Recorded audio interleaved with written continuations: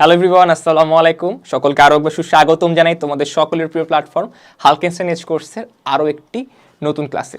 So আজকের ক্লাসে আমরা আলোচনা করব আমাদের এইচএসসি ফার্স্ট পেপার যে টেক্সট বুক আছে তার একটা খুবই ইম্পর্টেন্ট প্যাসেজ নিয়ে, ইউনিট 7 হিউম্যান রাইটস, এবং এই ইউনিট 7 হিউম্যান রাইটসের লেসন 4 নিয়ে ওটা যেটা হলো আমেরিগো আই স্ট্রিট চাইল্ড। চলো শুরু করা যাক আজকের class. All right, okay. So my name is Amerigo, আমার নাম আমেরিগো, ঠিক আছে? আমেরিগো, ঠিক আছে? অ্যামিগো না, অনেকে অ্যামিগো বলে ভুলে, অ্যামিগো না, আমেরিগো।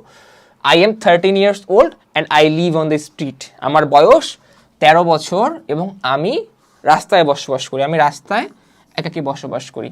আচ্ছা, অ্যালোন একাকী বসবাস করি। My mother who is separated from my father, আমার মা যিনি আমার বাবা থেকে আলাদা, মানে বেসিক্যালি এটা ডিভোর্স হয়েছে বোঝাচ্ছে এখানে, ডাজেন্ট ওয়ান্ট মি, আমাকে চান না মানে তাকে রাখতে চায় না। She told me to go away, তিনি আমাকে চলে যেতে বলেছিলেন। Now she is married to another man, এবং বর্তমানে তিনি অন্য একজন ব্যক্তির সাথে বিবাহ বন্ধনে আবদ্ধ। My father lives very far away, আমার বাবা অনেক দূরে থাকেন।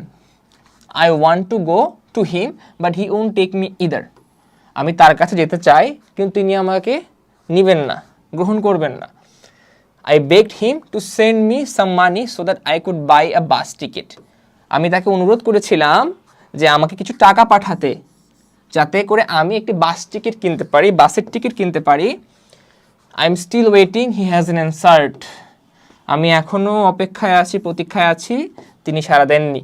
সো এই প্যাসেজটা আমাদের আমেরিগো, এটা একটা স্ট্রিট চাইল্ড নিয়ে, একটা পথশিশু নিয়ে এই প্যাসেজটা, একটা পথশিশু তার আত্মজীবনীর উপর ডিপেন্ড করে এই প্যাসেজটা আজকের। সো পথশিশুর নাম আমরা অলরেডি দেখলাম, আমেরিগো, যে বেসিক্যালি রাস্তায় বসবাস করে একা থাকে এবং তার বয়স 13 বছর, যার বাবা মা দুজনেই জীবিত কিন্তু তারা একসঙ্গে থাকেন না, তারা সেপারেটেড থাকেন। তার কি বলে যে মা আরেকটা বিয়ে করেছেন, বাবা অনেক দূরে থাকেন, তার পিতা কিংবা মা কেউই তাকে নিতে চায় না, এবং এই আর কি ওভারঅল আমেরিকার এখন পর্যন্ত স্টোরি। সো পরবর্তী স্টোরিটা কি সেটা আমরা এখন সামনে আলোচনা করি। ওকে, ওভারঅল এবার চলে যাই। So the streets are now my home, এখন রাস্তায় আমার বাড়ি। Okay, sometimes I find work, কখন আমি কাজ পাই। I use to collect trash and sell it to a vendor, আমি পরিত্যক্ত জিনিস কুড়াতাম এবং তা একজন বিক্রেতার কাছে বিক্রি করতাম। I stopped doing that after I had a serious infection and the doctor told me to stay away from the trash dump. আমি এই কাজটাই করতাম কিন্তু এক মারাত্মক রোগ সংক্রমণের পর ডাক্তার তাকে কি করেছিল, ট্রাশ ডাম্প মানে ময়লার আবর্জনার স্তূপ থেকে তাকে দূরে থাকতে বলেছিল একটা মারাত্মক ইনফেকশনের পর। Once I worked for an ice cream shop owner, একদা আমি একটি আইসক্রিমের দোকান মালিকের অধীনে কাজ করতাম। And sold ice cream on the beach, এবং সমুদ্র সৈকতে আইসক্রিম বিক্রি করতাম। But I got no money in return, the owner of the shop gave me something to eat and let me sleep in his hut at night, কিন্তু এর বিনিময়ে আমি কোনো টাকা পেতাম না, বরং এর বিনিময়ে শপ ওনার মানে দোকান মালিক আমাকে রাতে তার কি বলে যে বাসায় ঘুমাতে দিতেন এবং খেতে দিতেন, তার কুড়ে করে ঘুমাতে দিতেন এবং কিছু খেতে দিতেন। আচ্ছা, the work was difficult and painful, sorry, the ice cream box is quite heavy when it is full, কাজটা অনেক কঠিন ছিল এবং যন্ত্রণাদায়ক ছিল কারণ আইসক্রিমের বাক্স খুবই ভারী থাকতো যখন এটি ফুল থাকতো, পূর্ণ থাকতো। I have to walk for hours, আমাকে ঘন্টার পর ঘন্টা হাঁটতে হতো। Offering my ice cream to whoever wanted to buy, যারা কিনতে যেত তাদেরকে দেওয়ার জন্য।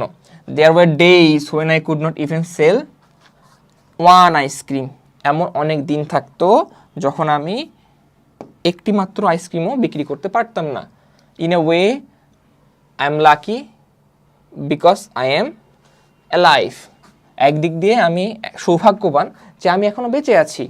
My friends who works sorting rubbish in dumps often suffer from serious disease, আমার বন্ধুরা যারা আবর্জনা স্তূপের মধ্যে পরিত্যক্ত জিনিস খুঁজে বের করা কাজ করে তারা প্রায়ই মারাত্মক রোগে ভোগে। One of them was recently killed after he fell into a hole that opened up in the pile of trash. সম্প্রতি তাদের একজন আবর্জনার স্তূপের মধ্যে খোলা গর্তের মধ্যে পড়ে মারা যায়। Many of us work 10 to 12 hours and get so little in return that we can't even buy food. আমাদের অনেকেই 10 থেকে 12 ঘন্টা কাজ করি এবং বিনিময়ে এত সামান্য পরিমাণ অর্থ পাই যেটা দিয়ে আমরা খাবারও কিনে খেতে পারি না। আচ্ছা, so shoe shining is very popular among the street kids. রাস্তা ছেলেদের মধ্যে জুতা পালিশ করা একটা খুবই জনপ্রিয় কাজ। এবং a few of my friends also work in factories, তারা ফ্যাক্টরিতে কাজ করে অ্যান্ড ওয়ার্কশপে কাজ করে। A boy I know lost one of his eyes after a piece of hot glass flew into his eye at the glass factory where he worked. এবং আমার কি বলে পরিচিত একটি ছেলে একটি কাচের কারখানায় কাজ করত, যেখান থেকে একটি টুকরো উত্তপ্ত কাচ ছিটকে সে তার চোখে যাওয়ায় তার চোখ নষ্ট হয়ে যায়। The owner refuse to pay for medical help and fired him. কিন্তু তার চিকিৎসা সহায়তার জন্য তার যে মালিক ছিল সেটা দিতে অস্বীকার জানায় এবং তাকে চাকরি থেকেও বের করে দেয়। For me like all other children on the street it is very hard. রাস্তার অন্যান্য ছেলে মেয়েদের মতো আমার জীবনটাও অনেক কঠিন। আই এম অলওয়েজ হাংরি, আমি সব সময় ক্ষুধার্ত থাকি। And I don't know wire I will slip, এবং আমি জানি না আমি রাতে কোথায় ঘুমাবো।